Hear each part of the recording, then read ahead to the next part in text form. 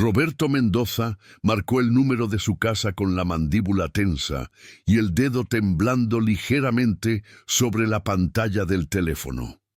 Desde su oficina en el piso 42 de Torre Reforma, con vista privilegiada a toda la Ciudad de México, el empresario de 38 años había tomado la decisión más difícil de los últimos meses: despedir a Lucía Torres, la empleada doméstica que había contratado apenas 6 meses atrás.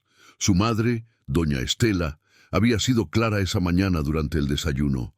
Esa mujer está malcriando a tus hijos. Los gemelos ya no te obedecen, solo la escuchan a ella. Está tomando tu lugar como padre y eso es inaceptable. Las palabras de su madre resonaban en su cabeza mientras esperaba que alguien contestara la llamada. Pero cuando la línea se conectó, no fue la voz madura de Lucía la que escuchó, sino las voces agudas y emocionadas de sus hijos de 7 años, Mateo y Sebastián, gritando al unísono algo que helaría su sangre y cambiaría todo lo que creía saber sobre la mujer que cuidaba de su hogar.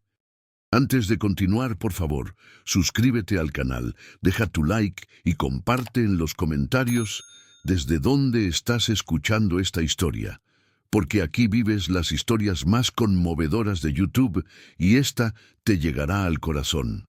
Roberto Mendoza había construido su imperio de tecnología desde cero. A los 28 años, vendió su primera empresa de software a una corporación estadounidense, por cifras que ninguno de sus antiguos compañeros de la universidad podría imaginar. A los 32, ya tenía 3 empresas funcionando simultáneamente. Era el tipo de hombre que aparecía en revistas de negocios con titulares como "El genio mexicano de Silicon Valley regresa a casa" o "Cómo Roberto Mendoza revolucionó la industria tech en América Latina". Pero todo ese éxito profesional contrastaba dramáticamente con el caos de su vida personal. 3 años atrás, su esposa Daniela murió en un accidente automovilístico en Periférico Sur. Los gemelos, que apenas tenían 4 años en ese entonces, quedaron destrozados. Roberto también. Durante meses, la casa en las lomas de Chapultepec, una residencia de 3 pisos con jardín privado y alberca, se convirtió en un lugar sombrío, donde un padre destrozado intentaba criar a 2 niños igualmente destruidos, mientras mantenía a flote un imperio empresarial que demandaba su atención constante. Contrató a la mejor terapeuta infantil de la ciudad, la doctora Patricia Ramírez, quien trabajó con los gemelos durante 2 años. Hubo progreso, sí, pero Mateo y Sebastián seguían siendo niños callados, retraídos, que pasaban las tardes en sus habitaciones jugando videojuegos o viendo televisión. Roberto intentó estar presente, realmente lo intentó. Pero las juntas de consejo, las videoconferencias con inversionistas de Nueva York y Tokio, los viajes relámpago a Monterrey y Guadalajara para supervisar operaciones, todo consumía su tiempo. En el fondo, sabía que estaba fallando como padre, pero no sabía cómo detener la máquina de su vida profesional sin que todo se derrumbara. Fue su madre, doña Estela, quien sugirió contratar ayuda doméstica de tiempo completo. Necesitas a alguien que se encargue de la casa, de la comida, de los niños cuando tú no estés, le dijo con su tono autoritario habitual. Doña Estela, viuda desde hacía 10 años, había criado a Roberto y a sus 2 hermanas prácticamente sola después de que su esposo muriera de un infarto. Era una mujer de carácter fuerte, acostumbrada a controlar todos los aspectos de su familia, y aunque Roberto valoraba su apoyo, especialmente después de la muerte de Daniela, también sabía que su madre podía ser excesivamente controladora. La agencia de colocación envió a 3 candidatas.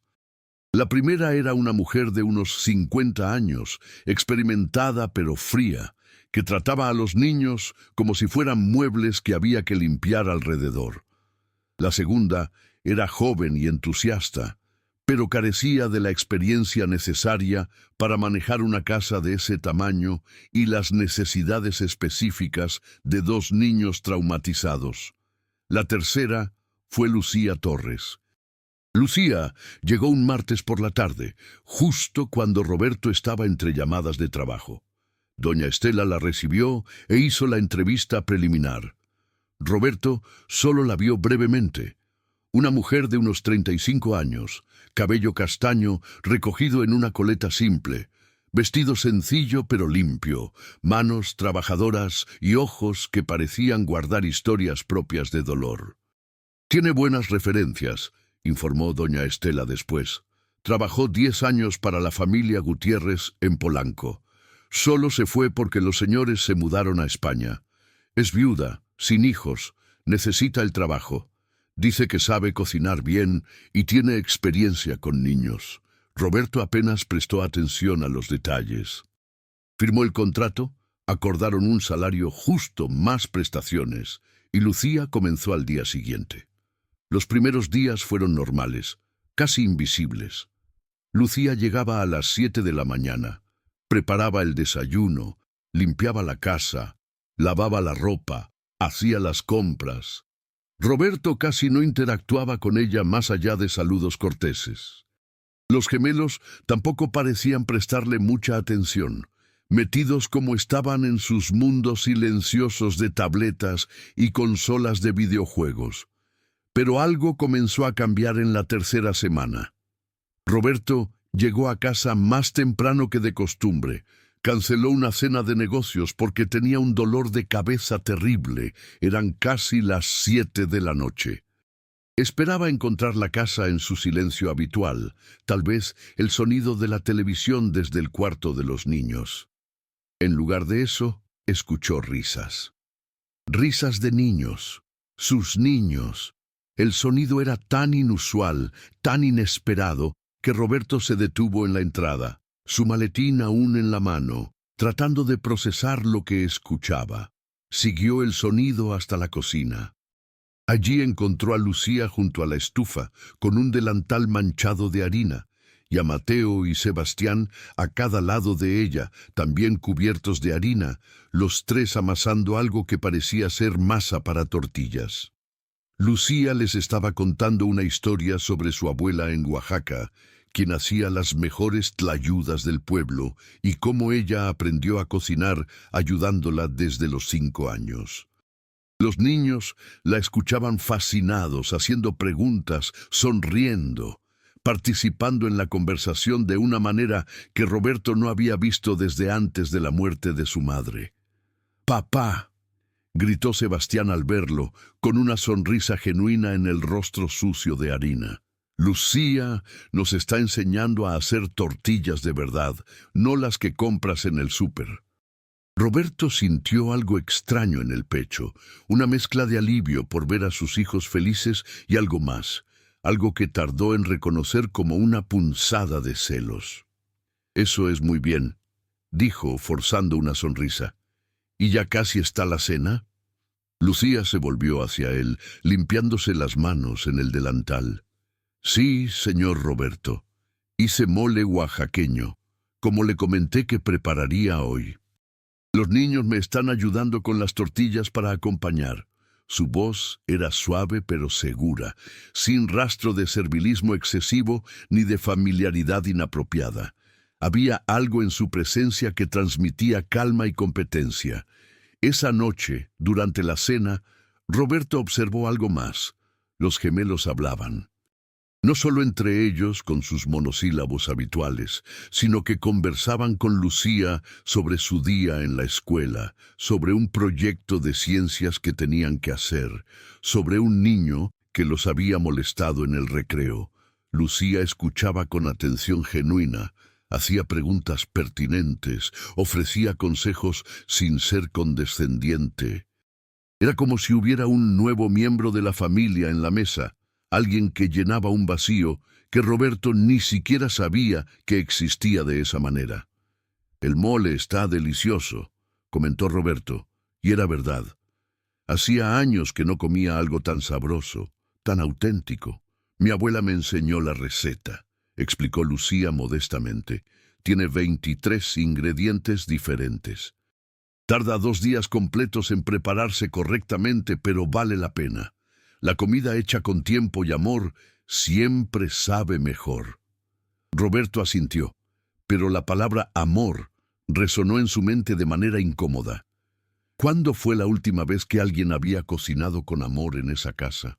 Las semanas siguientes trajeron más cambios sutiles. La casa siempre había estado limpia con las empleadas anteriores, pero ahora tenía algo más. Había flores frescas en jarrones que Roberto ni siquiera recordaba que tenían.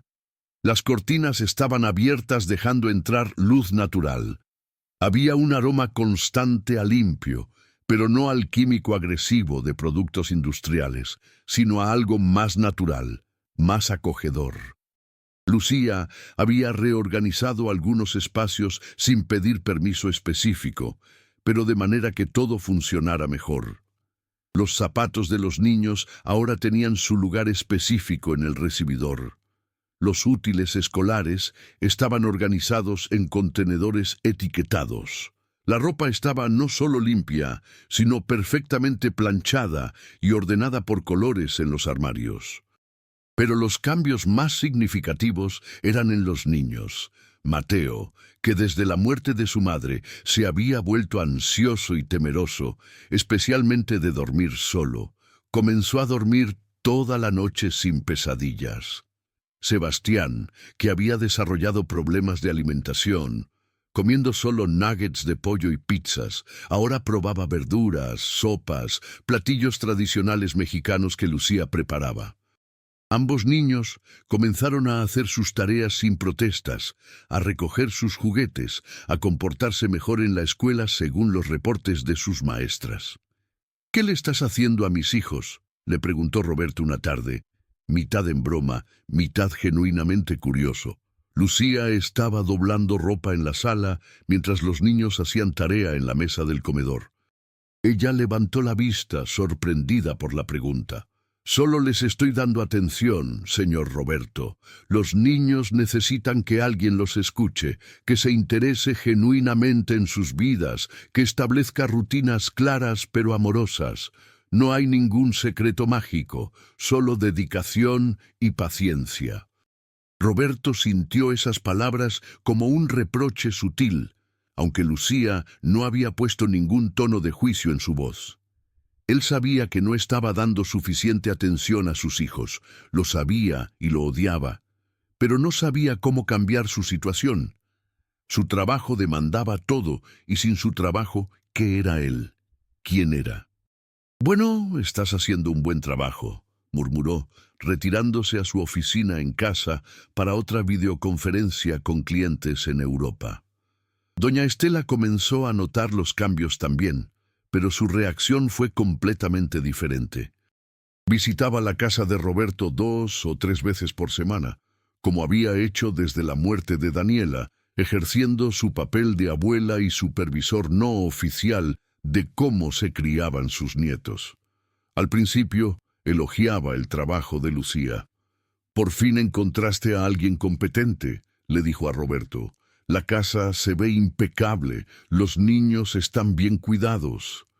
Pero con el tiempo, sus comentarios comenzaron a cambiar de tono. «Los niños están demasiado apegados a esa mujer», comentó un día. «Es una empleada, Roberto, no su madre». Roberto defendió a Lucía instintivamente. «Está haciendo su trabajo, mamá, cuidando de ellos». Pero doña Estela sacudió la cabeza. «Hay una diferencia entre cuidar y reemplazar». Los escuché llamarla tía Lucía. «Eso no está bien. Están confundiendo los roles». Roberto no le dio mucha importancia a esos comentarios inicialmente. Su madre siempre había sido protectora en exceso, especialmente después de que Daniela muriera. Pero doña Estela persistió. «Vino a comer el otro día sin que tú estuvieras aquí. Se sentó a la mesa con los niños como si fuera parte de la familia. Le dije que debería comer en la cocina, como corresponde, pero me contestó que los niños insistieron en que comiera con ellos. ¿Te parece apropiado?». Roberto frunció el ceño. En realidad no le parecía inapropiado. Si los niños querían que Lucía comiera con ellos, ¿cuál era el problema? Pero para no discutir con su madre, prometió hablar con Lucía sobre los límites apropiados. Nunca lo hizo.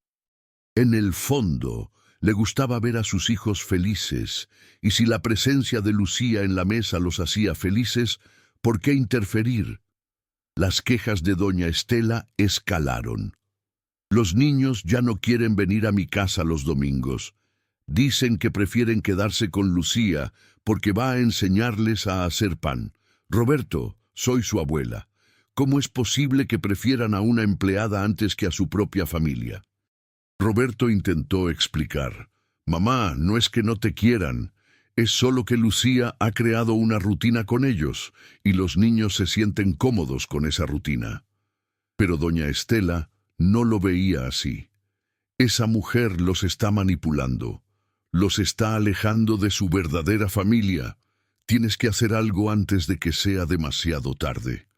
Pero Roberto no hizo nada, en parte porque estaba demasiado ocupado con una fusión empresarial complicada, en parte porque genuinamente no veía el problema. Sus hijos estaban mejor que nunca.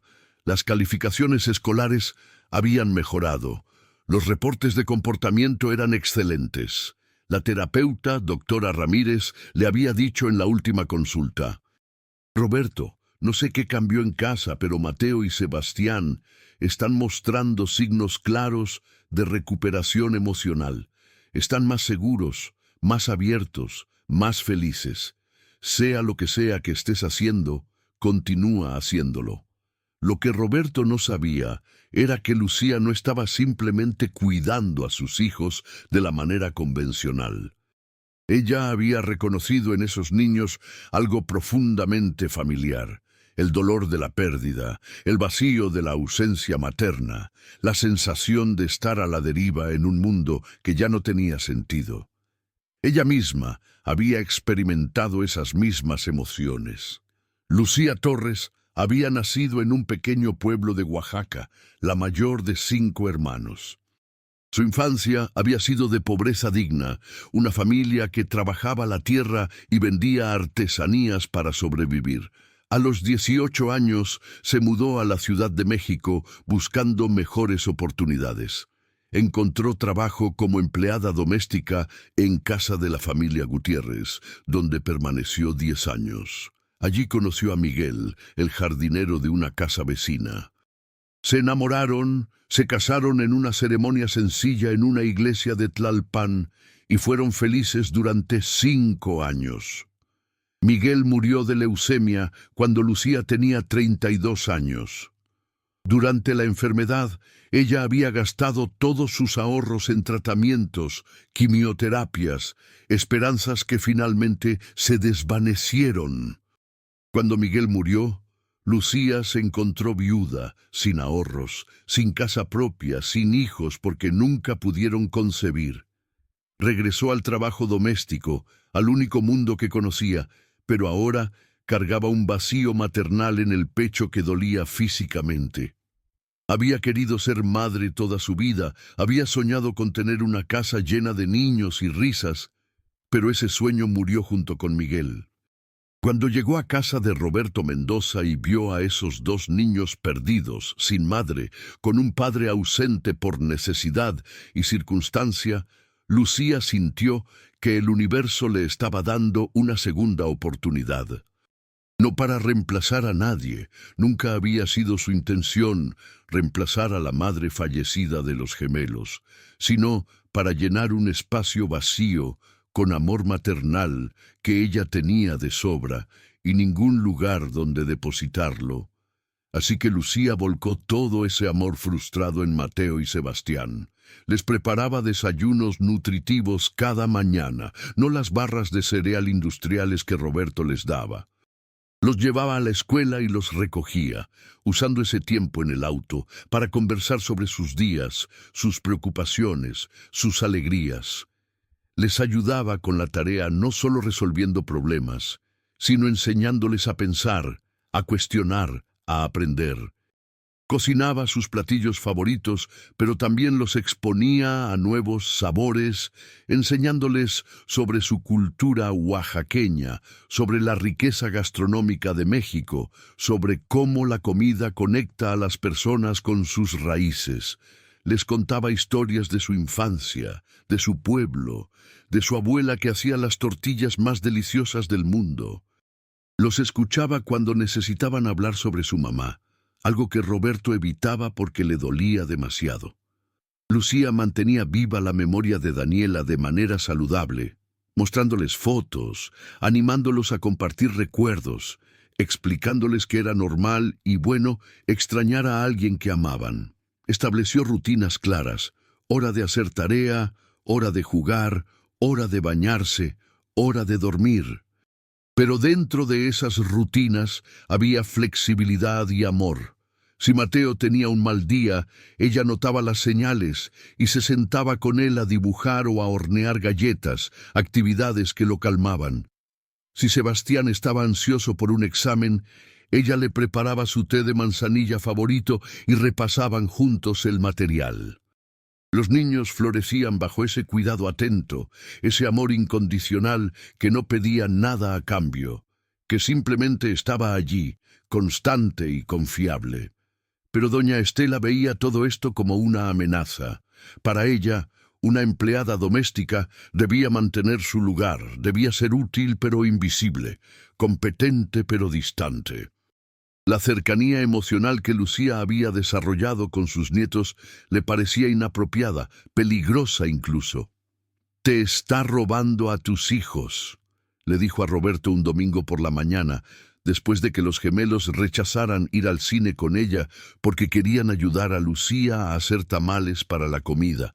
«Esa mujer tiene algún plan.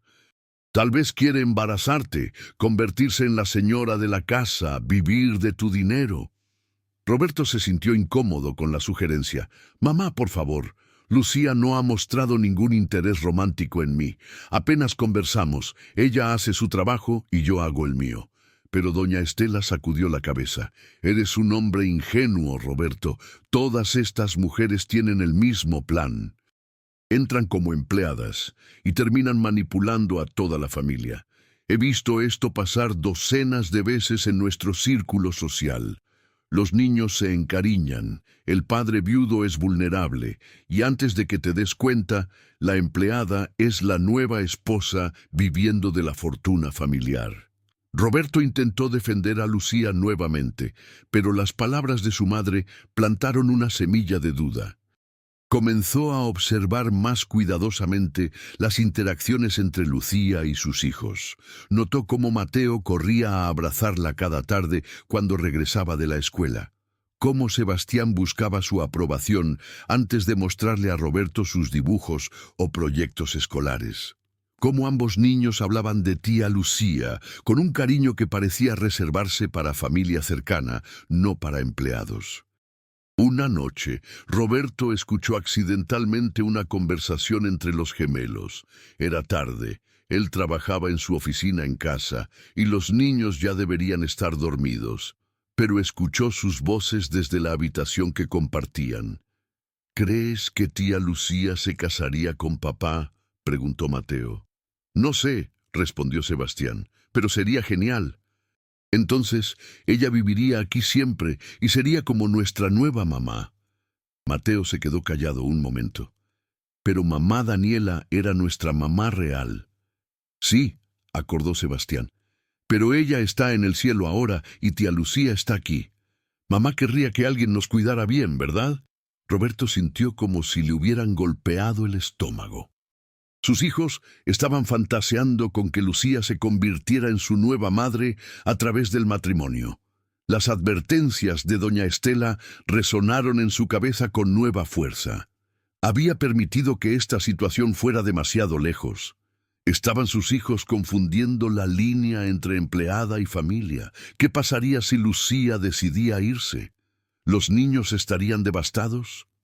¿Había creado una dependencia emocional poco saludable?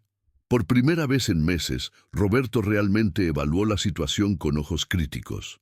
Lucía había asumido todas las responsabilidades maternas en su hogar.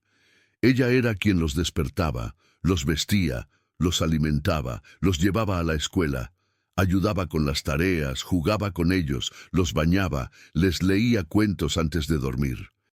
El Roberto se había convertido en una figura periférica en las vidas de sus propios hijos, el hombre que aparecía ocasionalmente para dar besos de buenas noches antes de que los niños se durmieran, el que los veía brevemente en las mañanas antes de irse a la oficina.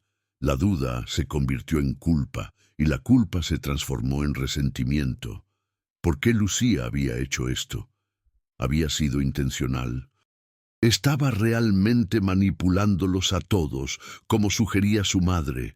O peor, ¿era él el culpable por haber sido tan ausente que permitió que una empleada ocupara el lugar que debería haber sido suyo?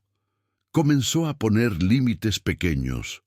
Le pidió a Lucía que dejara de llevar a los niños a la escuela, él se encargaría de eso. Pero después de 2 semanas de llegadas tarde y niños malhumorados porque no desayunaban adecuadamente, Roberto cedió y Lucía retomó la rutina matutina. Intentó pasar más tiempo con los gemelos los fines de semana. Planeó salidas especiales de padre e hijos. Pero Mateo y Sebastián siempre preguntaban: «¿Tía Lucía viene con nosotros?». Y cuando Roberto decía que no, que sería solo tiempo de padre e hijos, ellos iban con desgano, claramente deseando estar en casa con Lucía. Doña Estela aprovechó cada oportunidad para señalar estas dinámicas. «¿Ves? Los has perdido. Ahora ella es más importante para ellos que tú. Tienes que despedirla, Roberto, antes de que sea demasiado tarde. Antes de que esa mujer tenga tanto control sobre tus hijos que no puedas recuperarlos». Roberto resistió durante semanas, pero la presión constante de su madre, combinada con su propio resentimiento creciente y la sensación de estar perdiendo a sus hijos, finalmente lo quebró. La gota que derramó el vaso llegó un viernes por la tarde. Roberto regresó a casa temprano, algo inusual, porque una junta importante había sido cancelada. Encontró la sala llena de gente: Lucía, los gemelos y 3 mujeres más que no conocía. Había música, risas y un delicioso aroma a comida casera llenando el aire. «¿Qué está pasando aquí?», preguntó Roberto con más brusquedad de la que pretendía. Lucía se levantó inmediatamente, visiblemente sorprendida. «Señor Roberto, no esperábamos que llegara tan temprano. Le dejé mensaje en su teléfono explicándole. Son mis amigas del grupo de oración de la iglesia. Una de ellas está pasando por un momento difícil. Su esposo acaba de perder su trabajo y organizamos una comida solidaria para levantarle el ánimo. Los niños me pidieron si podían participar ayudando a servir. Pensé que no habría problema, ya que es viernes y no tienen tarea. Todas nos vamos en media hora, ya casi terminamos».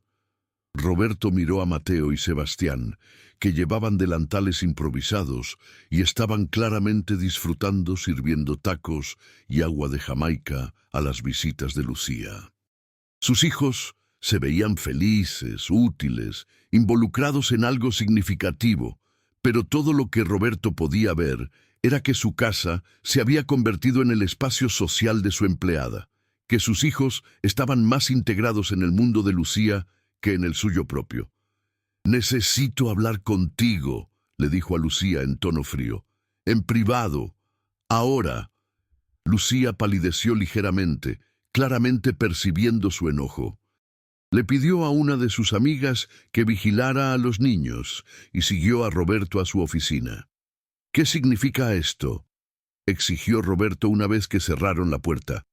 «¿Convertir mi casa en tu club social personal?». Lucía mantuvo la compostura, aunque sus manos temblaban ligeramente. «Señor Roberto, le pido disculpas si esto lo incomodó. Debí haber consultado con más anticipación. Le dejé mensaje explicando, pero entiendo que tal vez no lo escuchó. No volverá a pasar». «Es más que eso», dijo Roberto, y de repente todas las frustraciones acumuladas durante semanas salieron como un torrente. Es todo, Lucía. Es como te has apropiado de mis hijos, de mi casa, de mi vida. Eres la empleada, pero actúas como si fueras la dueña de casa. Los niños te tienen más cariño a ti que a mí. Ya no me escuchan, solo te escuchan a ti. Mi madre tiene razón, has cruzado todos los límites apropiados. Lucía lo escuchó en silencio, con los ojos brillando pero sin dejar caer una sola lágrima. Cuando Roberto terminó su diatriba, ella habló con voz suave pero firme. Señor Roberto, si he cruzado algún límite, lo hice sin intención de faltarle al respeto o de apropiarme de nada que no me corresponda. Amo a sus hijos, eso es verdad, pero nunca he intentado reemplazar a nadie. Usted estaba ausente, ocupado con su trabajo, y alguien tenía que llenar ese vacío. Yo simplemente estaba ahí, presente, disponible, atenta. Pero si mi presencia le causa conflicto, entonces tal vez sea mejor que me vaya. Roberto sintió un momento de pánico. ¿Qué pasaría si Lucía renunciaba? ¿Cómo reaccionarían los niños? Pero luego el orgullo y el resentimiento tomaron control. Tienes razón, creo que es lo mejor. Te voy a dar una indemnización generosa, 2 meses de salario extra, buenas referencias. Pero necesito que te vayas lo antes posible. Lucía asintió lentamente, con una tristeza profunda en los ojos. ¿Cuándo quiere que me vaya? Roberto miró su reloj. Termina esta reunión con tus amigas. Despídete de los niños apropiadamente. Y mañana puedes venir a recoger tus cosas y tu pago. ¿Mañana? Lucía casi susurró la palabra. Tan rápido. Entre más rápido, mejor para todos, dijo Roberto con una dureza que no sentía completamente. Los niños se adaptarán. Son resilientes. Lucía lo miró fijamente por un largo momento, y Roberto vio en sus ojos algo que lo haría sentir culpable durante días. Decepción, no en él como empleador, sino en él como padre. Como usted ordene, señor Roberto, dijo finalmente Lucía, y salió de la oficina con la cabeza en alto, pero con los hombros ligeramente caídos. Roberto permaneció en su oficina hasta que escuchó que las visitas de Lucía se despedían y se iban. Escuchó sus voces alejándose, los niños diciendo adiós alegremente, sin saber que el mundo como lo conocían estaba a punto de cambiar. Cuando finalmente salió, encontró la casa impecablemente limpia, como si la pequeña reunión nunca hubiera ocurrido. Lucía estaba guardando los últimos platos en la alacena. «Tía Lucía», Sebastián apareció corriendo desde su cuarto. «¿Juegas con nosotros un rato antes de irte?» Lucía lo abrazó y Roberto notó cómo ella cerró los ojos como tratando de memorizar el momento. «No hoy, corazón». «Pero mañana nos vemos, ¿sí?» Los niños aceptaron esto sin sospechas y corrieron de regreso a su cuarto. Lucía tomó su bolso, miró a Roberto una última vez y simplemente dijo: «Buenas noches, señor Roberto». Esa noche, Roberto apenas durmió. La casa se sentía extrañamente vacía, a pesar de que Lucía nunca se había quedado a dormir allí. Pero su ausencia ya se percibía, como si ella hubiera dejado de llenar un espacio que ni siquiera Roberto sabía que necesitaba ser llenado. El sábado por la mañana, decidió llamarla temprano para darle instrucciones finales sobre su despido. Necesitaba mantener esto profesional, frío, terminar limpiamente. Marcó el número de su casa desde su oficina, practicando mentalmente las palabras. «Buenos días, Lucía. Sobre tu salida he preparado tu finiquito. Puedes pasar esta tarde a recogerlo». Simple, directo, sin drama. El teléfono sonó una vez, 2 veces, 3 veces. Roberto esperaba escuchar la voz suave y profesional de Lucía. Pero quien contestó fue una voz infantil, aguda y desesperada. Era Mateo, gritando con un terror que heló la sangre de Roberto. «Papá, papá, ven rápido». Tía Lucía se está muriendo. Hay mucha sangre, no se despierta. Y luego la voz de Sebastián al fondo, llorando histéricamente. Se cayó por las escaleras. Papá, ayúdala, por favor. Roberto no recordaría después cómo llegó a la dirección que Lucía había puesto en su expediente de empleo. Solo recordaba correr hacia su auto, conducir como loco por las calles de la Ciudad de México, marcando al 911 mientras manejaba, dando la dirección de Lucía, gritando que era una emergencia.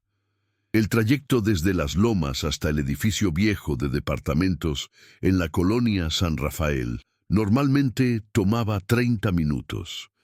Roberto lo hizo en 15, pasándose semáforos en rojo, tocando el claxon frenéticamente. Cuando llegó al edificio de 4 pisos sin elevador, subió las escaleras de 2 en 2. La puerta del departamento de Lucía estaba abierta.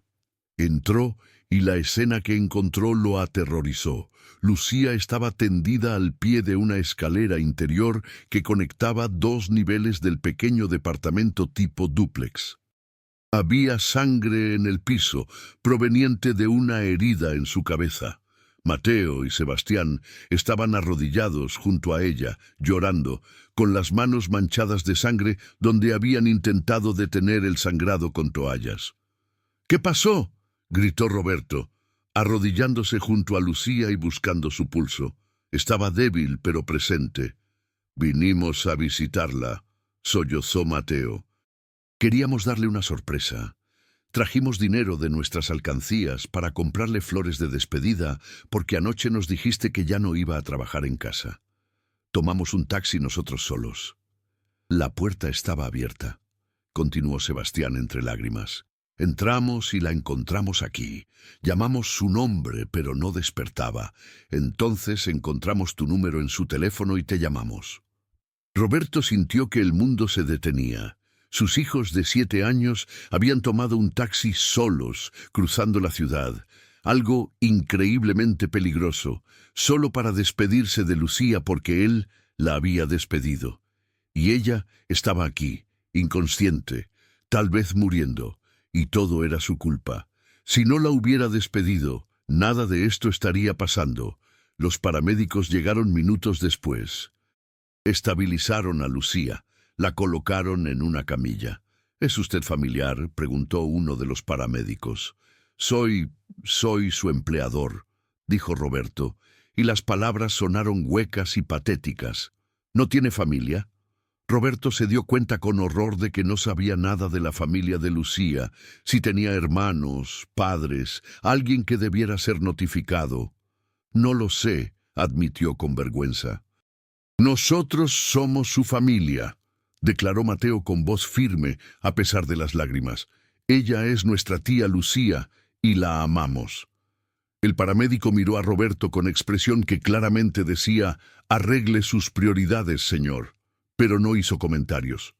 «La llevamos al Hospital General. Si es su empleador, supongo que cubrirá los gastos». «Todo», dijo Roberto inmediatamente. «Cubriré todo lo que necesite». En el hospital, mientras Lucía estaba en cirugía para tratar un hematoma subdural causado por la caída, Roberto se sentó en la sala de espera con sus 2 hijos acurrucados contra él, aún con manchas de sangre de Lucía en sus ropas.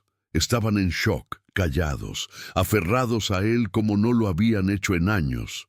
«Papá», susurró Sebastián, «¿tía Lucía va a morir como mamá?». «No», dijo Roberto con más convicción de la que sentía. «No voy a permitirlo». «Dijiste anoche que ya no iba a trabajar con nosotros», dijo Mateo acusadoramente. «¿Por qué la corriste?». Roberto cerró los ojos, sintiendo el peso completo de su error.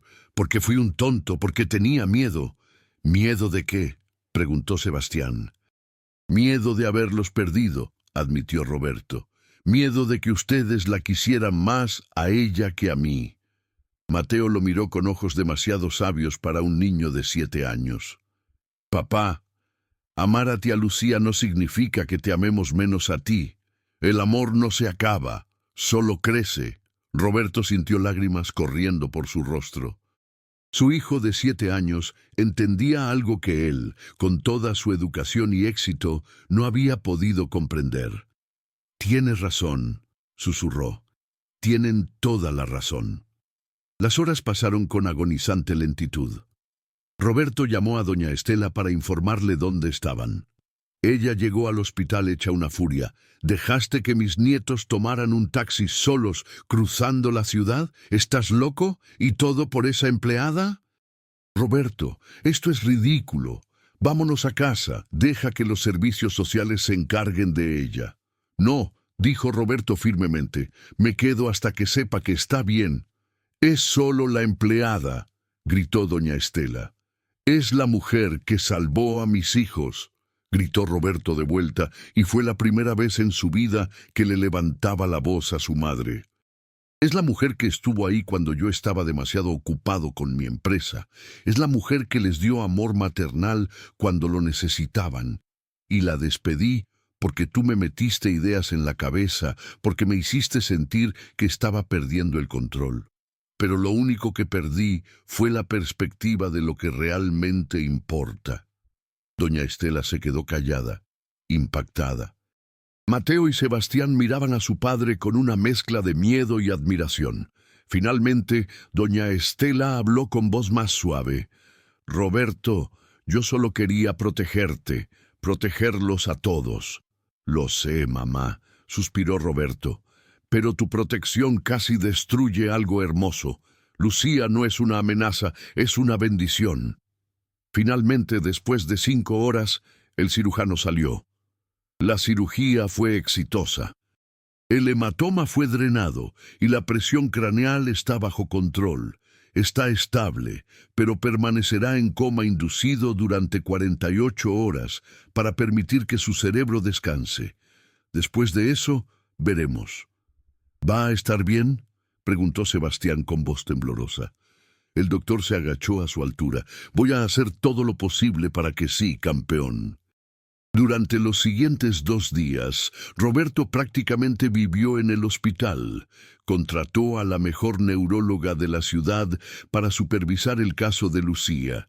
Transformó su habitación de hospital en una privada con todas las comodidades. Y cuando finalmente los doctores la despertaron del coma inducido, Roberto estaba ahí, junto con Mateo y Sebastián. Los ojos de Lucía se abrieron lentamente, confundidos y desorientados. Lo primero que vio fueron las caras de los gemelos.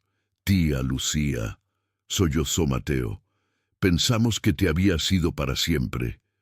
Lucía intentó hablar, pero tenía la garganta seca. Roberto le acercó un vaso con agua, ayudándola a beber. «¿Qué pasó?», murmuró ella. «Te caíste en tu departamento», explicó Roberto suavemente. «Los niños te encontraron y me llamaron. Has estado aquí 3 días». Las lágrimas comenzaron a rodar por las mejillas de Lucía. «Los niños tomaron un taxi solos. Dios mío, pudieron... «Están bien», la interrumpió Roberto. «Todos estamos bien. Bueno, tú no estás bien todavía, pero te vas a recuperar». Lucía miró a Roberto con ojos llenos de confusión y dolor. «Me despidió». «¿Por qué está aquí?». Roberto tomó su mano gentilmente. «Porque fui un idiota, porque dejé que el miedo y la inseguridad nublaran mi juicio, porque casi perdí a la mujer más importante en las vidas de mis hijos». Lucía cerró los ojos, más lágrimas escapando. «Yo nunca quise reemplazar a nadie, nunca quise causarle problemas». «Lo sé», dijo Roberto, «y lo siento. Te fallé como empleador, como ser humano, pero si me das otra oportunidad, las cosas van a ser diferentes». «¿Otra oportunidad?», susurró Lucía. «¿Quiere que regrese a trabajar?». Roberto intercambió miradas con sus hijos, que asintieron vigorosamente. «No exactamente. Quiero que regreses, pero no como empleada. Quiero que seas parte de nuestra familia. Oficialmente». Lucía abrió los ojos confundida. «No entiendo». «Los niños necesitan una madre», dijo Roberto simplemente. «Yo necesito a alguien que me recuerde que hay más en la vida que el trabajo. Y tú, Lucía, eres esa persona. No te estoy pidiendo que te cases conmigo ahora mismo, agregó rápidamente al ver su expresión de shock. Pero te estoy pidiendo que cuando salgas de aquí vengas a vivir con nosotros, no como empleada, sino como parte de la familia, que te des la oportunidad de conocernos realmente y de que te conozcamos. Y si eventualmente sentimos algo más, bueno, veremos. Papá quiere que seas nuestra mamá nueva, explicó Sebastián con la franqueza de un niño. Y nosotros también queremos eso. Lucía los miró a los tres, su corazón dividido entre el miedo de ser lastimada nuevamente y la esperanza de tener finalmente la familia que siempre soñó. ¿Y su mamá?, preguntó refiriéndose a doña Estela. Mi mamá va a aprender a aceptarlo, dijo Roberto firmemente, o va a tener menos acceso a sus nietos. La decisión es de ella. Lucía permaneció en silencio durante un largo momento. Finalmente, habló con voz temblorosa pero clara. No quiero su dinero. Nunca lo quise. Solo quiero amar a estos niños y ser amada por ellos. Lo sé, dijo Roberto. Y eso es exactamente lo que los hace perfectos el uno para el otro. 6 meses después, en una pequeña ceremonia en el jardín de la Casa de las Lomas, Roberto Mendoza y Lucía Torres se casaron rodeados solo por sus seres queridos más cercanos. Mateo y Sebastián fueron los padrinos de anillos, radiantes en sus trajes pequeños.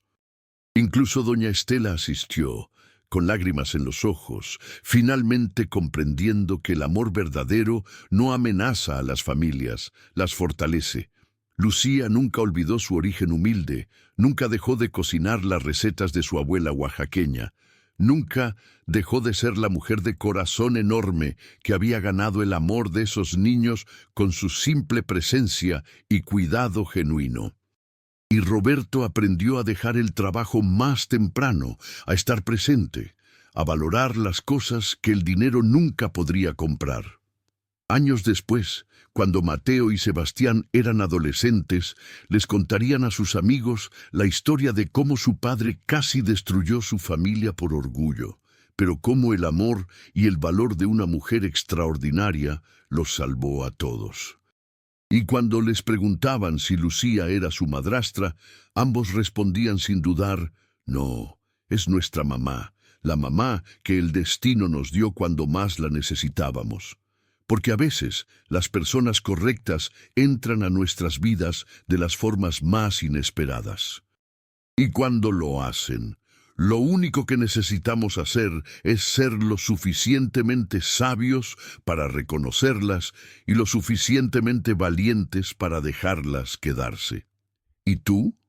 ¿Crees que el amor verdadero puede encontrarnos cuando menos lo esperamos? ¿Que las segundas oportunidades existen para quienes tienen el valor de tomarlas? Comparte tu opinión en los comentarios. Si esta historia tocó tu corazón, suscríbete al canal, activa la campanita y comparte con alguien que necesite creer en el amor y la familia. Nos vemos en la próxima historia.